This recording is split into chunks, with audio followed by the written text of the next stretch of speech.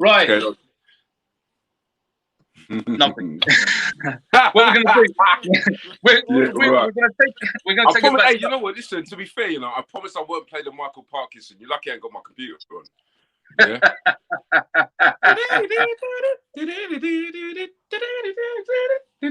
You should have some background noises. Right. Just people clapping. I know. You know what? Shut up. Let me chill. Right. Maddex, where was you born and raised? I was born in Edgware. Well, they'd say North London, but I'll be lying. It is actually Middlesex.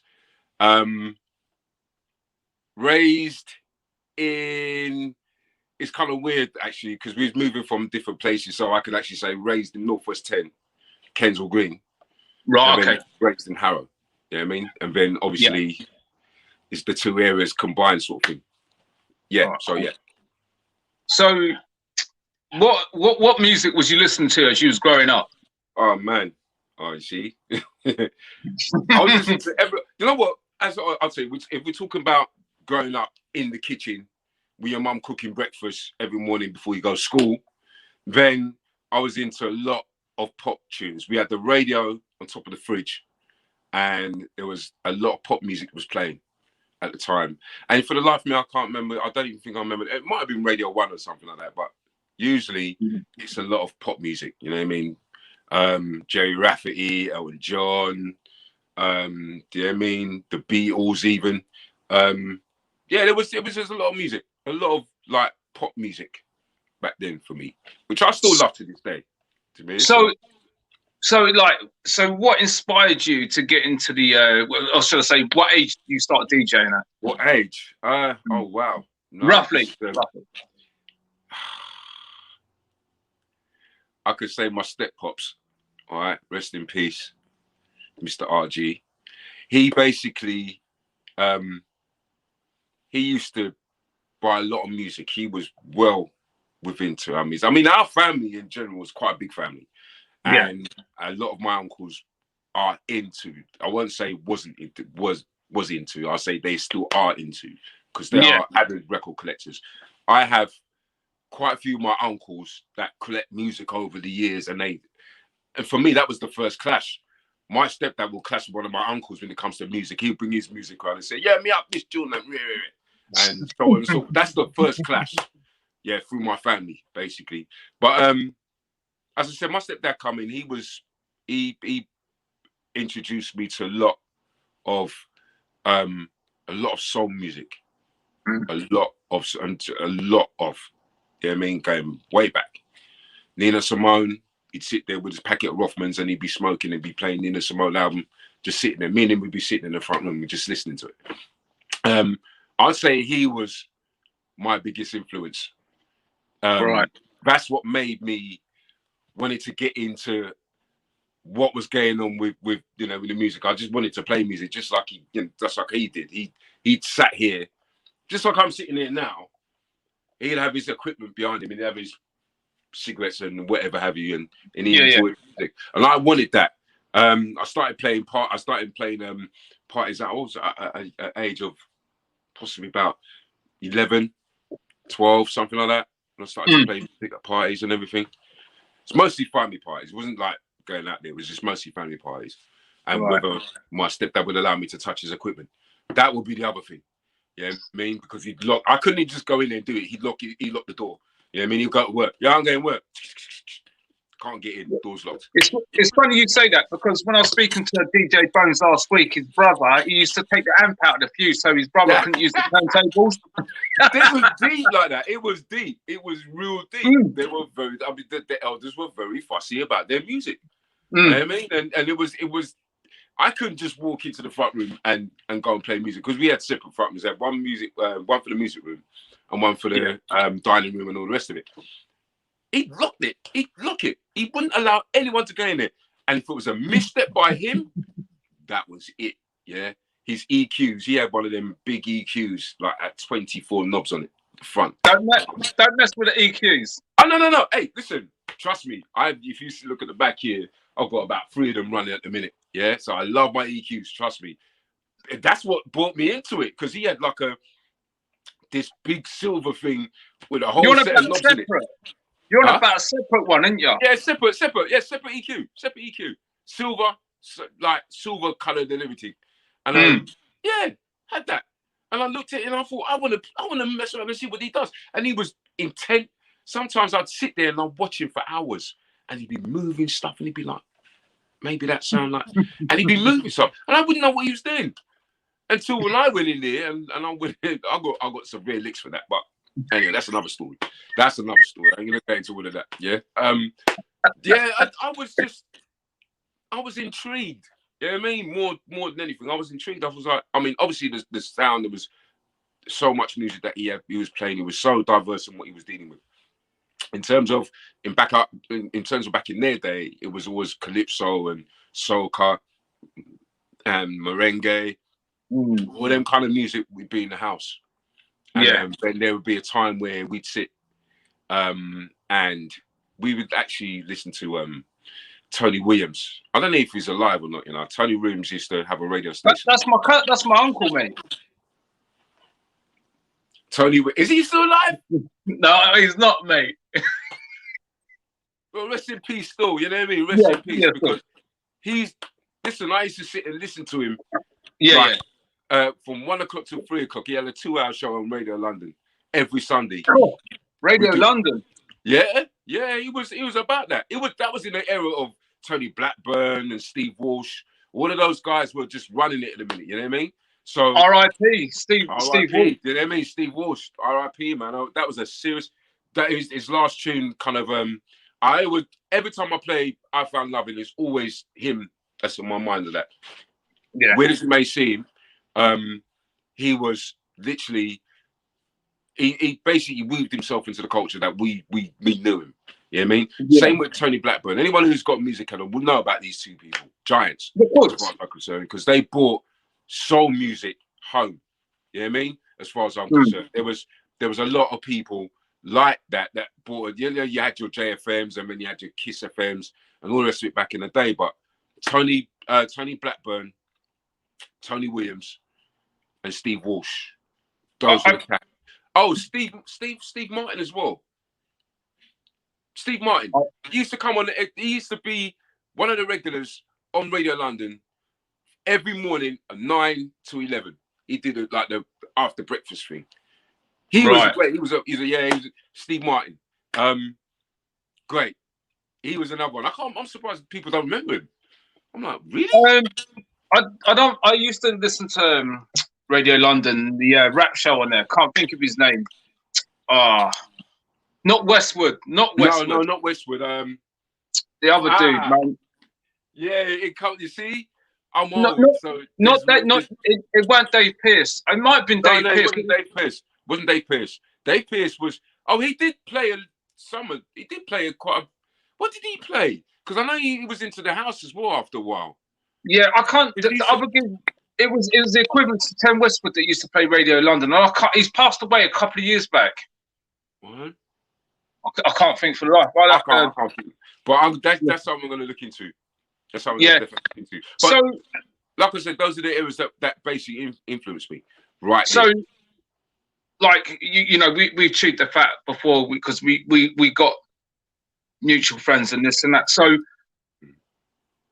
when did you start getting into DJing? So, what year was you on the? Because I know I'll get onto this in a bit.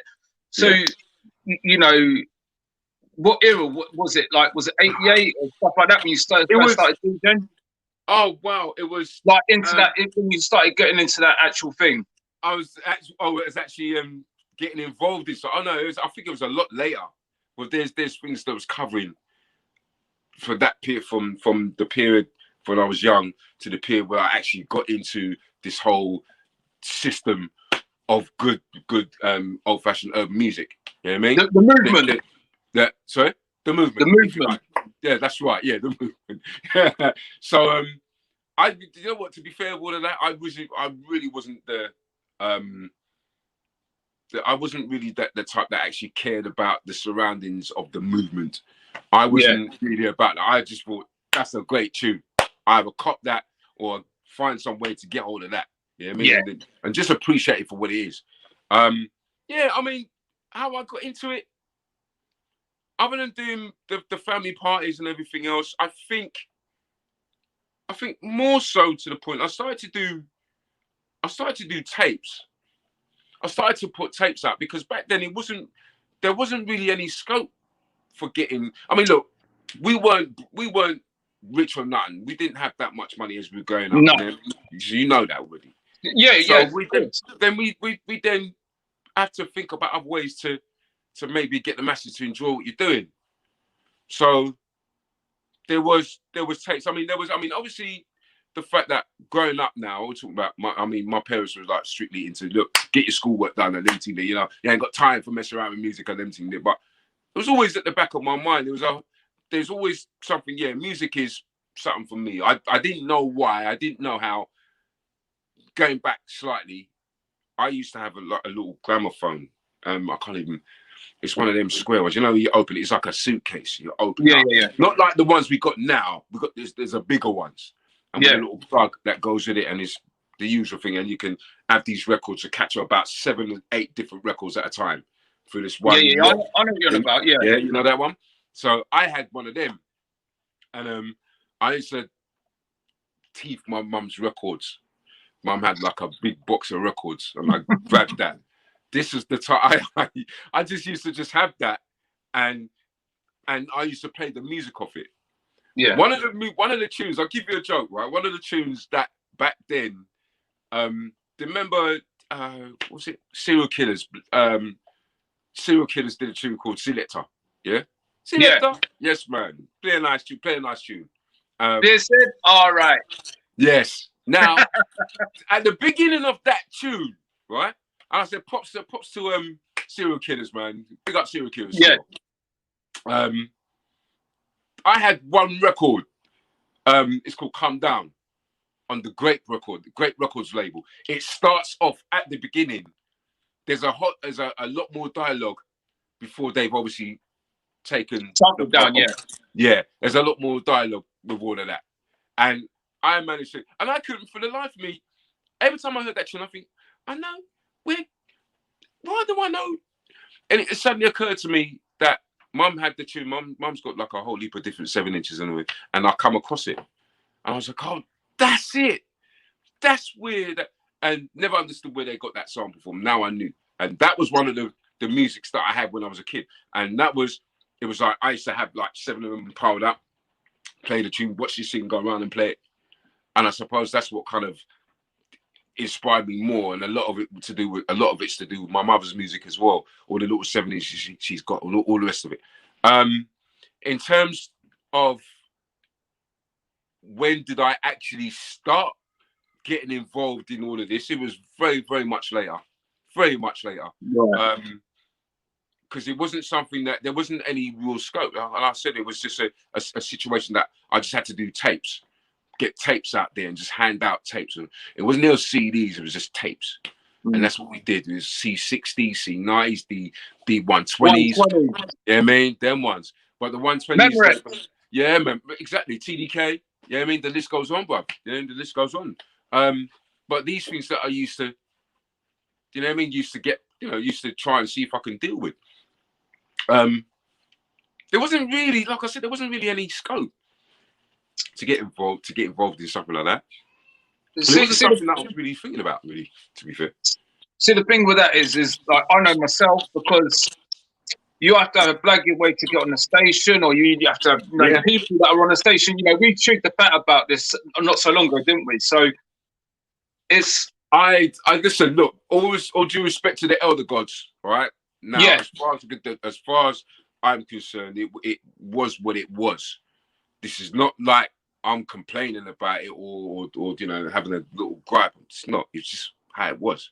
You know what I mean? The scene was built on somebody's individuality, and sometimes the individuality of them may not be able to reach out to the whole world and say, "Yeah, come on board."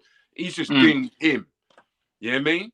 And in the process of him doing him, he's created this whole vast network of great music from start to continuation. Do you know what I mean? Yeah. So I can't really say, well, boy, them man were back in the day, they were disrespectful. They never brought man in, and it was just how it was. You know what I mean? You knew who you knew. Exactly. Bottom line, you knew who you knew. And at the end of the day, it was never a case of, well, I can go reach out to my man and pull on his shirt tail and say, hey, yo, I'm a DJ. It wasn't really like that. I don't know whether it was a case of you going in there and saying, look, hello, I'm a DJ kind of thing, or it was the fact that you knew what you knew. New people come around and be like, who are you? Where you come from? Da-da-da-da. So that's what it would be about. It won't be nothing personal. It's just be certain heads. And I understand that. I never understood it. Don't get me wrong. I never understood it before. You know what I mean? Yeah. I understood that. You know what I mean? Now that there was a greater issue other than trying to get involved in something. There's a lot more bigger issues for certain people. Certain man will be like, I don't even want no new man around me. You know what I mean? I'm not interested. I'm doing what I'm doing. You do what you're doing, kind of thing. And that's what it was all about, pretty much. It was never okay. Also, think it was about the location as well, because people didn't want people to find out where that location was. Too much word of mouth, people getting shut down. Exactly. I mean, side note, I met Freak FM that way. Yeah. On a street somewhere in Islington. You know what I mean? I can't remember the street name, but it was just so COVID. It was so covert. Covert, yeah. It was, that's the word. It was like that, to be fair, because that's the way it was. Can't argue with it. No, that's just the ruling. That was the rules. Yeah, that was the rules. It wasn't personal. You could be. It didn't matter who you was. I was saying this to the guy that runs the station with me, Styler. Big up, Styler. Big up, Styler, man. Big up. We were saying, like, you had to fight for this. You know, I didn't get on there. Like, when I went into production of Garage, it weren't until I made a tune. I'm going to go into that. I could bounce off of radio stations. You know what I mean? I was on Mac FM, I was on Hectic, I was on Flair, you know, the endless pirate radio stations. But that's just because at the time that's what it was. Mm-hmm. You know, I think they got a bit freer, you know, this and that. So now I'm going to ask you, Fig. So how did you get to know CKP? The mayor. The mayor. Do you know what? Look, but that's such a good name. Yeah, look, he had CK came into us. We were doing our thing. It's like what I was saying earlier. We do our thing. We thought, look, at the end of the day, it's what it was. We do tapes, so we push the tapes out there. How do you know him? I've known him from. It was inadvertently, to be fair, because he went to school in Willesden. Did he? Yeah, he went to school in Willesden, and I forget the name of the school he went to, but he went to school there. And of course, I think him and Neat went to school together. Yeah, right. I know Neat's from around them areas. Yeah, that's right. Neat would obviously with Luck and Dempsey. It's a whole. There's another thing that we were speaking about a couple of weeks ago. Yeah. All right. So, CK basically heard us. Now, I moved at the time. Our crew was the Rolling Dimension, right? And who was part of that? Right, myself, Groovy Nookie, Pedro. Who else? Yeah, Specie. Who else have I forgotten? Oh yeah, Borderline L, and Fats. Right. We were the Rolling Dimension crew, and we did tapes, innit? Every Saturday night we'd be at home. Oh, sorry, no, let me phrase that. Some Saturday nights we'd be at home. If it get to the stage where we ain't got no money, we'd be like, all right, cool. You know what? Let's just go and just chill around my cousin's house, and we would just play music Saturday night till Sunday morning. And that's how we do it. And that's how we churn out our tapes. That's how we do our tapes. There's been a few times where CK's come round and we sit in there, we've got drink, any form of whatever you like to do on a social thing that you would have. You know what I mean? So have all of that there. I'll be playing music. Listen, I'd literally be playing music. If they got to the stage where, especially L and all them lot was bored of playing, they don't want to play because they get too drunk and they want to play music. And I was the the slightly level-headed one, which didn't do what they did, but I could still play music. So I was playing music until God knows what time. I was playing for like 7-8 hours. You know what I mean? So it was what we did. Of course, the tapes picked up. CK heard through, I think, because he used to move around with Probe, DJ Probe, and a couple of MCs, MC Deadly, and I can't remember the other youth's name. Shout out to Probe though. You know what I mean? Shout out to you. He was moving kind of pretty much around him. A mutual friend of ours, Michael Cajun Dapper, big up Paulie. He knew CK through other circles. And he said to us, he said, yo, listen, I got this MC. He's wicked enough. He's all that. So I said, oh, okay, we'll bring him round, innit? So eventually, after weeks of hearing, he coming round and this, that, the third, he eventually makes it. And he come round and basically introduced us, and it was it. That's what he did, and that was it, really. That was it.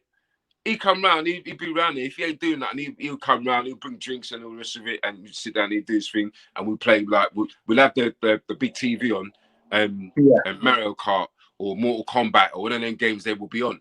You know what I mean? So whilst we sit there listening to music and all of that, you know what I mean? We'd be playing games as well. So it was just it was that Saturday night indoors, which probably I think a lot of people are probably doing that now, even in this pandemic thing. But back then, that's what it was. So and he was around. He did he did tapes with all of us, and then we then decided that, you know what I mean, because I was still trying to push tapes out.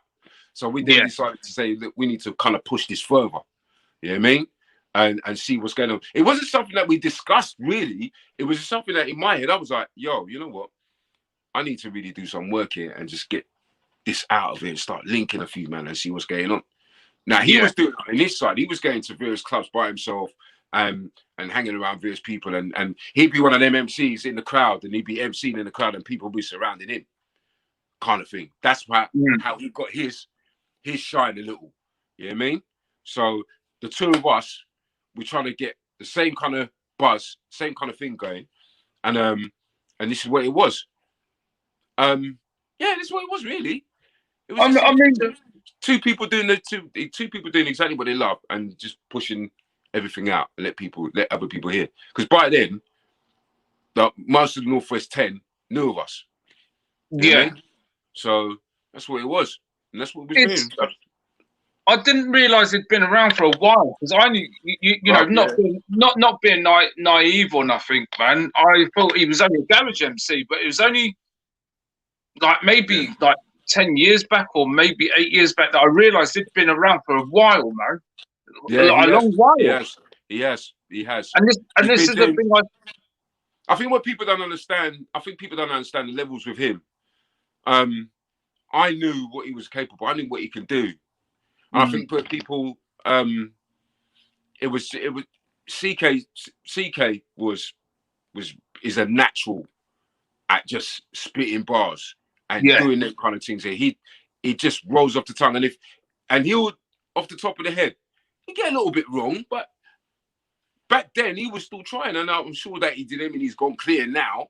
But this is what it is. This is how we started. That's how we practice these skills. Huh? Yeah, everyone's got to start somewhere. Absolutely, 100%. He worked. Because you don't just go overnight. Nah. Same with DJing. You can go and buy yourself a Technics, never DJ'd on them, and you won't. You got to learn. So it doesn't matter if you muck up. But you've got to be able to look. I could DJ on anything, and that's word. I'm not even trying to blow my own trumpet. No. I can DJ on any equipment, whether it's turntables without pitch control and all the rest of it. You could, because there were times where there was DJ, there was things without no pitch control, and we used to work with that. Do you know what I'm saying? That's why I there was. I tell you what, there was a little pitch control on my stepdad's turntable, his Technics turntables, he had the original 12. He was You had more the direct wind button drives. at the top. Huh? You had that pitch control that you like that. Yeah, but no, it was like a little. It was like a, how can I put it? It on the actual. You know, you got stop, then you got stop start, and then you've got Q where you can lift up your wherever. Next door to that, there was a little like thingy that you can turn up and turn down. That was your pitch control. It wasn't as good as what it is today, but that was your pitch control then. But look, like I said, it was. We could DJ anything back then because we had to, and that was what it was. Yeah. It wasn't really decided. It wasn't something that you can say, well, you know what, we need the sync button to kind of control this, and none of that. None of that. I got my thing. I got my my vibe like that for Mastermind. Yeah. You know what I mean? Mastermind back in the day. The Mastermind back in the day for me. They were the mecca for me. Yeah. Because all the mixes that I heard and what they put together were creative, more artistry, more than anything. Yeah. And that has stayed with me, and that's how I played my music, with more of not just putting two tunes together, make the tune sound collectively like a one tune. You know what I mean? And Mastermind used to do that back in the day. They used to have their thing will be there's a tune called Destiny back in the day for 80s babies. All those 80 people that you listen to, there's a tune called Destiny. Destiny. You are my destiny. Now, Mastermind, you might look at it. It's Destiny. 80s tune, soul tune, Destiny. You see. I think I've got that here. Oh, but yeah, well, there you go. Mastermind used to take things like The Sound of Music. Like, you know, you got the actual album of the Sound of Music. And used to mix with that. Do you know what I mean? It would what was the other one that they the song with, and they take various old films that's on vinyl and they mix it and they scratch it and they do all of that. That's what they used to do. And that's what caught me the bug of actually doing this. I think DJing is not the fact that you just mix two tunes together. You've got to have the creativity to when you mix it's not too chaotic. It's just seamstress or seamless, if you like. And that's what I was about. So what you just did right there is I'd say this for a lot of people. When you're DJing, it's all right to get a tune, find another tune, find another tune, find another tune. But I think if you're DJing, you need to tell a story. Now, you can be the best DJ in the world and you can throw one good tune that will clear a dance floor. I've done it myself. I've had people on one of my live feeds. I've had like 200 people on there. I've put on one tune, bang, 50 people, 150 people gone. I think it's all this. Oh, okay. I mean, I know I talk about the artistry and the creative side of it. There's also the actually knowing your surroundings bit. If you are in a club and you are playing a certain tune, these people want to get out. They want to have a drink. They want to have a laugh. They want to rave. They want to do all that. So you're not. I mean, this was my thing. And of course, shout out to the DJs who want to create new artists, who want to bust new artists. All this. It's all good. It's all good. But you need that. Yeah, you do need that. Of course, you need that. 100%. But again, for me, it was always been about being aware of my surroundings. So if I know there's a particular crew that's out there that want to hear garage, decent garage, I'm gonna give them bangers because I know that's what they come out for. Regardless if I played or if it's one of them tunes where so many people are playing it and people and DJs are like, no, I don't want to play that. Too many DJs are playing that. No, play it, because for the simple reason is they like it. That's what I like. That's what I'm about. I'm always about the element of being a DJ. That is definitely part of the element. Do you know what I mean? So for me, when people talk about, I don't want to play that tune there, that tune it just gets played out, every DJ's playing it. No, the reason why every DJ's playing it, because the DJs know that they like it. Floor filler. It's for them after all. You know what I mean? Yeah. Get them what they come out for. That's my thing. That's my thing. Like I said, it's a. I suppose DJing is a different. It's like generations, isn't it? It's different. Yeah. A different generation of DJs at any given stage. So your brother, yeah. So did you get him into DJing? Nah, I thought that was just he followed suit. Basically, I thought that you talk about what SK, yeah? Shout out to SK, yeah, big up yourself. Yeah, big up SK, out to Dizzy as well. Absolutely. Out to the Bournemouth crew. Out to Bournemouth, of course. Yeah, it's, you know what? It's music is, like I said, it's been in the family. I can't even say that he follows suit. To be fair, I can't even say, well, I want to be like you. No, they don't want to be nothing like me. That was them back in the day. But SK was just more, or Richard was more. Yeah. Of his, you know, he liked his music. He did his thing. He did what he was doing. And my brother, the same. My other brother Martin, the same thing. He'd do the same thing as well. They've all got their different side of how they got to where they've got to. You know what I mean? So, in fact, my stepdad is his real dad. You understand? Right. So we both almost cut from the same cloth, musically anyway. You know what I mean? Because of the one person. Yeah, definitely. That's you know, that's when it's sort of when you're growing up in like your family, music will always have that thing on you. Oh yeah, do you know what I mean? Absolutely. It will always do something for you. You know, you'll either be into it or you won't. Yeah. I thought the fact that I was into it anyway. It was inevitable. You know what I mean? Well, that's the thing. You know, I come from a family of 7. You know, including my mum and dad.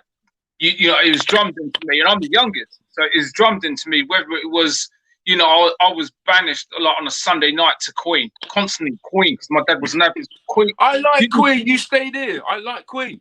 But I'm just like, as a rule, then like my brother, like he was into UB40, my sister was in the New Romantic, so it all the drummers come hitting me, face pound, you know. But then I chose the option to go to hip hop and listen to the early hip hop, the electros and stuff. So it swung me over that way because I didn't want to listen to that no more. So, but that's another time.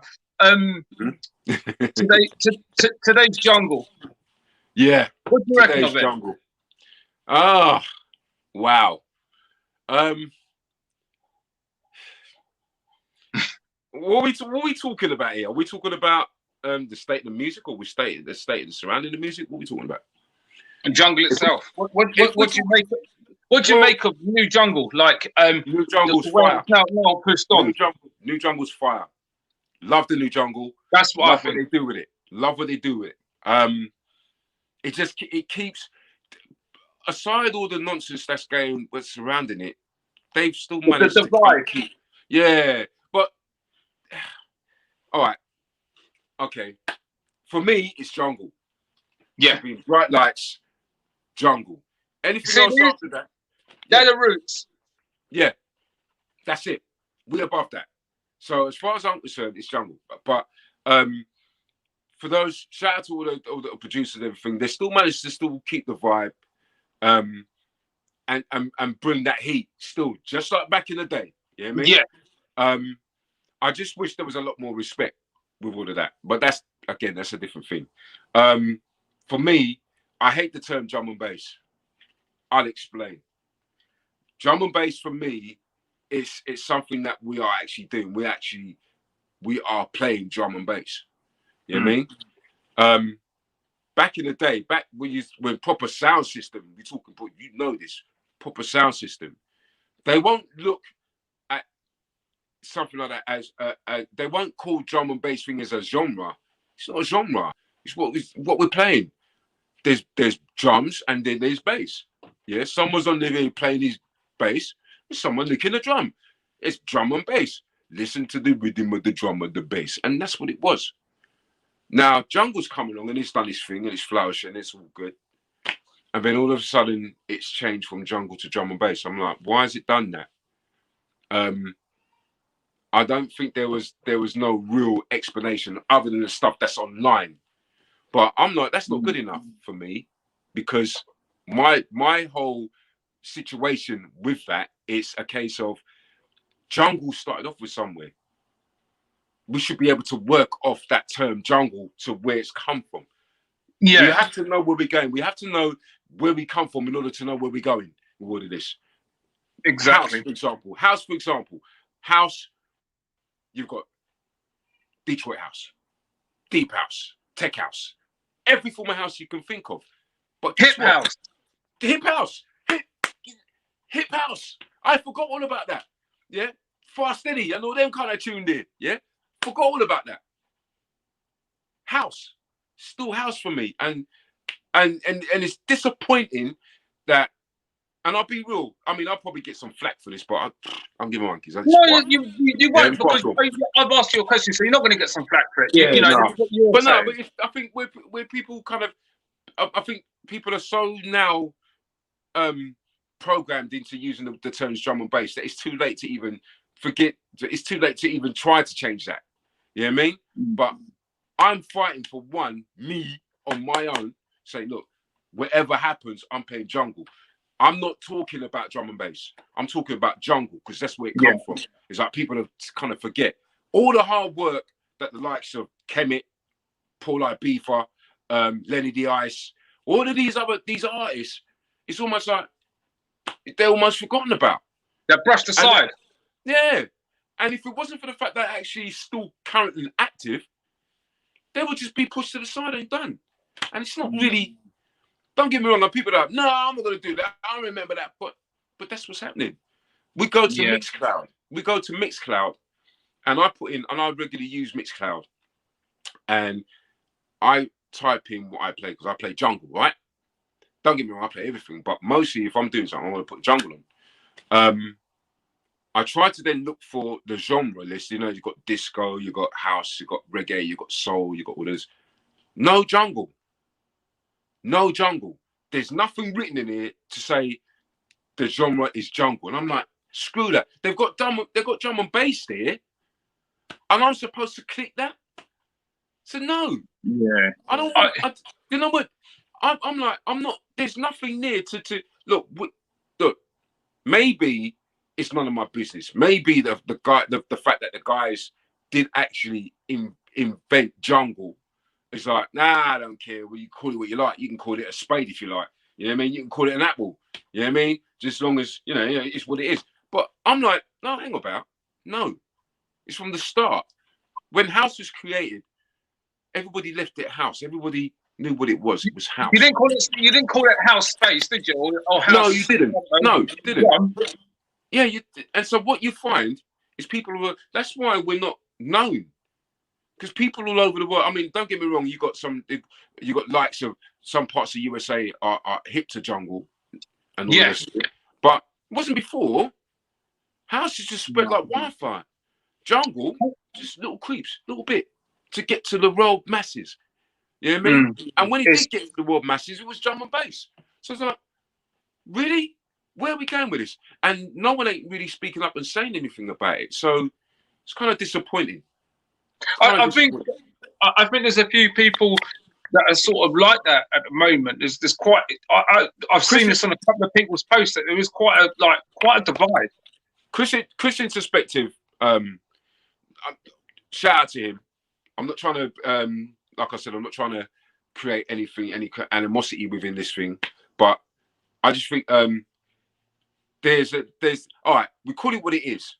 Yeah, we just want something that we can call our own, and the point is, and the reason why we're not getting anything called our own, because it's not been recognized, it's not been documented.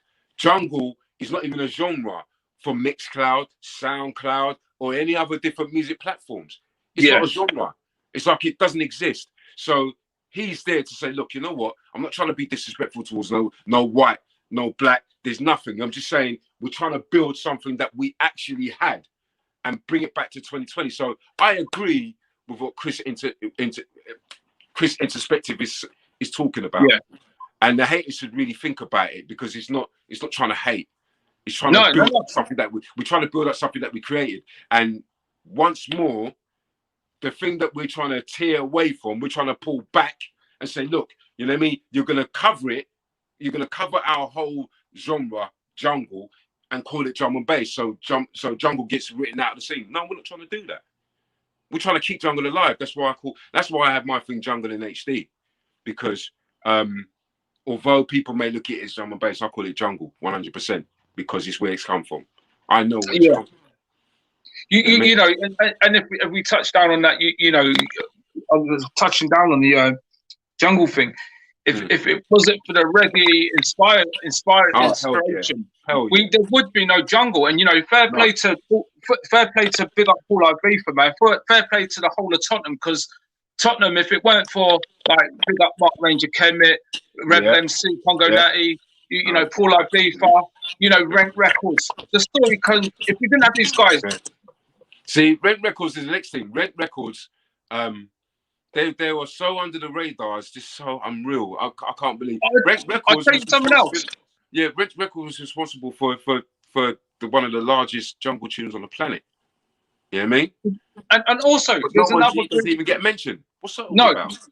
And another group that don't get mentioned, and they're going to come on here in a couple of weeks' time, is the Good, Too Bad, and the Ugly. They never get a mention. Never. And it's just like, come on, man. These guys are like, these guys are the forefront. The Good, Too Bad, and the Ugly was on Rough Cut Records. Exactly. If I remember rightly, you understand? And they were part. Rough Cut Records is the same label as Information Center. Yeah. You know what I mean? So one of the biggest tunes. They paved the way. You know what I mean? So no, shout to Too Bad and Too Ugly or whatever. The Good, Too Bad, the Ugly. They're going to be on this too. Yeah. I've got these guys coming on. Yeah, absolutely. I was just seeing someone's put Steve Hyper in the place. You know what?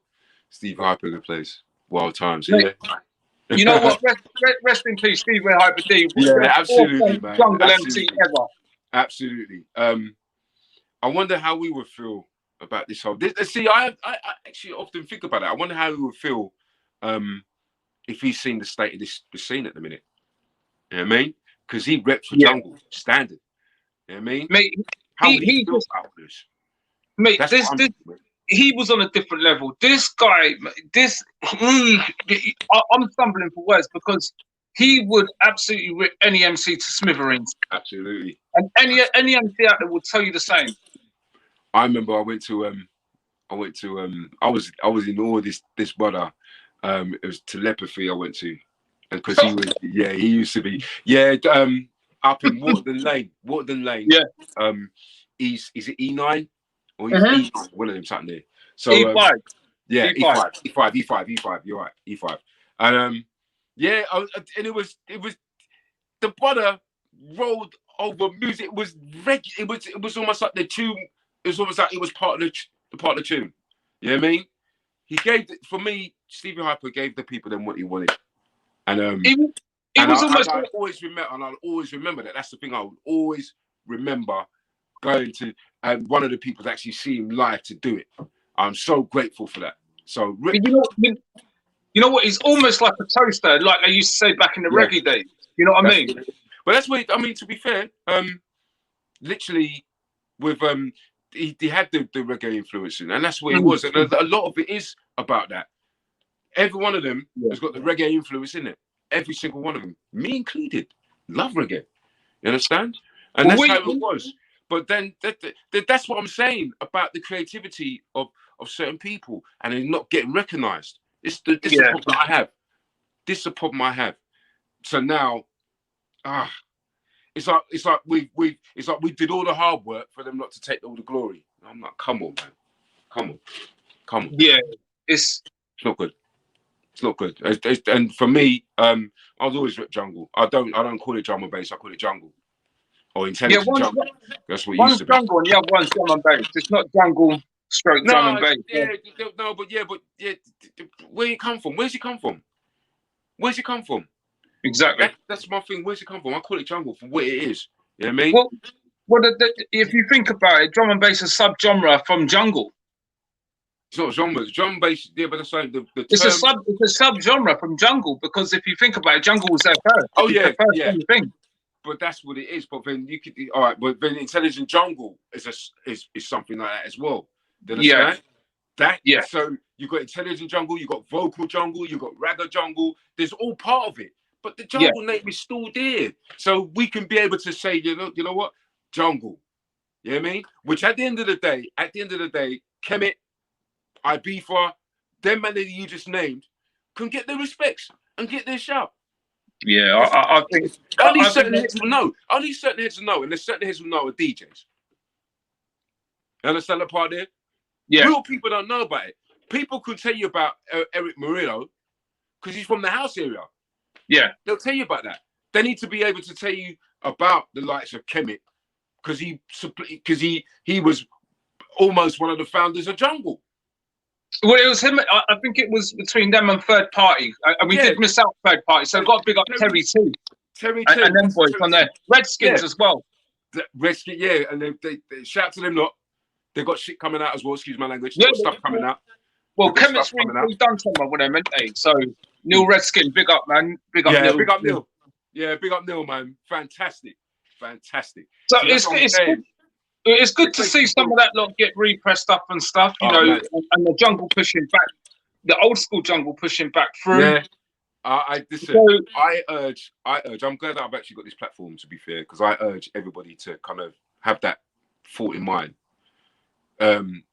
It's not a case of who laid the egg, who laid the chicken. It's not a case of that. No, it's a case of knowing fully well the facts are jungle was its presence back then. You know what I mean? And we still should, 2020, keep the same presence of jungle in mind. Forget the term drum and bass, man. Drum and bass. I'm going to say on that.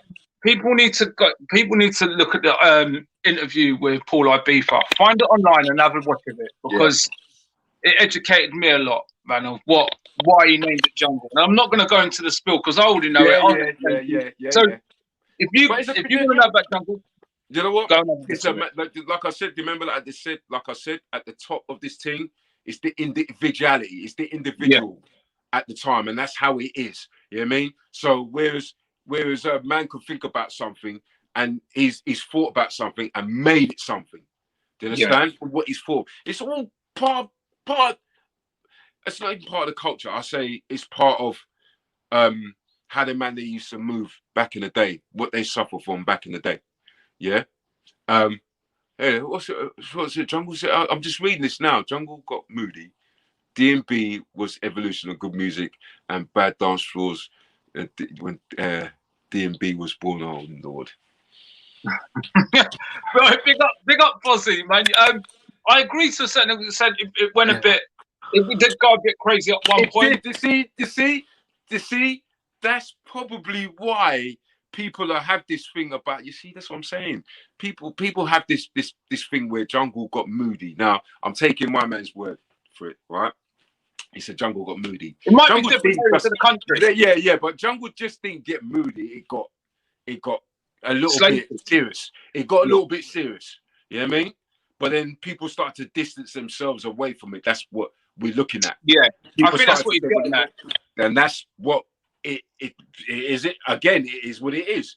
People start to distance themselves away from it, including what I saw. I saw one CD tape thing. I forget what it's called, Strictly Underground or something. And at the back of this thing, he had a big old speech.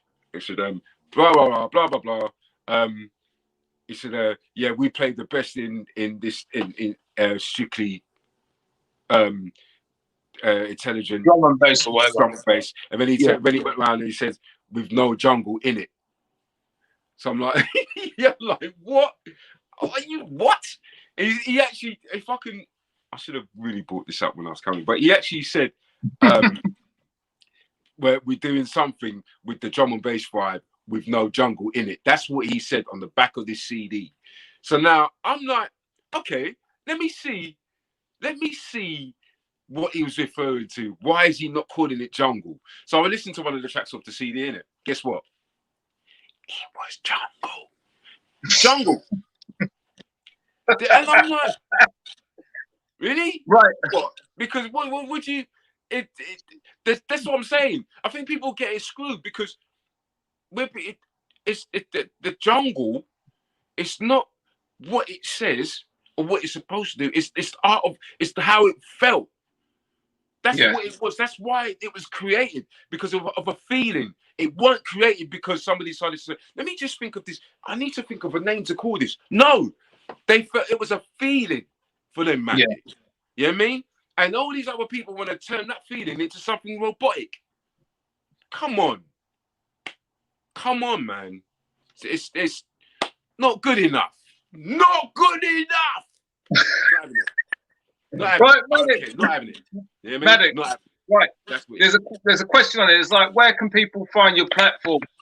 Yeah, people find my platform. I'm on Spotlight Radio at the minute, which is a reggae and soul station every Friday, 8 to 10 Friday night. I'm also doing a recording shop. I'm gonna have to keep that quiet, but because obviously I'm not gonna be here. But I will be on there each and every Friday, 8 to 10, doing Spotlight Radio. Right? That's on the TuneIn app. You can look at the TuneIn app, and on the TuneIn app, I would put it on my Facebook page. I'll be doing that anyway, so you can see what it is when you go on the TuneIn app.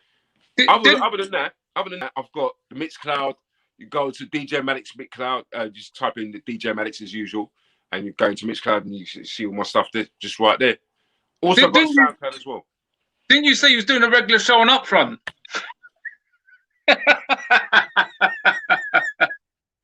Sorry, I just thought I had somebody say I was doing a regular show on UPFront. Is that what? Right, one second. If that's the case, I would. Do you know what? If that's the case, I'd love to. I've said it. I've said it. I've been saying it. Yeah, you know, I've been saying it, and I've got the tools to do it now. I didn't have the tools to do it then, but I've got the tools to do it now. So right. I'm good.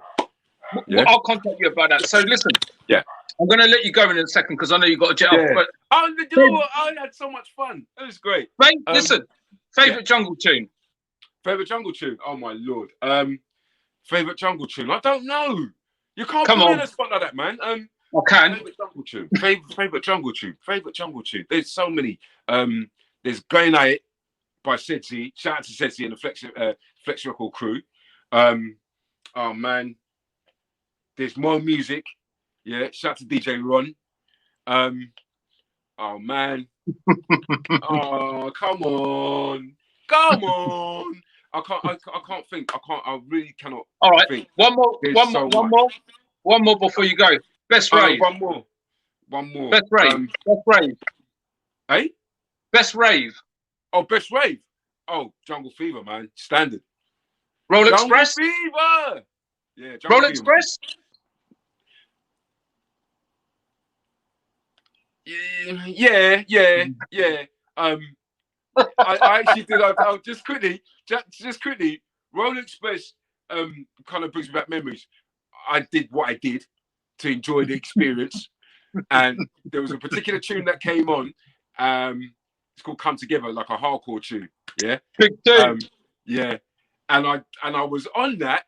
Yeah, I was on that, and it grew. And I was running all around the Roller Express, just running. People thought I was nuts. I'm just constantly running all through these people. That was what I was doing, just running. Mate, it was a it was a weird one. Anyway, right. Yeah. Maddex, man, I'm gonna let you go. Big up, mate. I'll speak about the radio. I'll contact you on the weekend, man. Thanks for passing through. You know what? Salute to everybody tuning in. Thank you.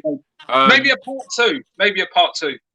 I think, do you know what? To be fair, because I thought there was a lot more that I need to talk about. It could be a part two, man. Could be a part two. Right. Yeah. Sir, but I'm here when you're ready.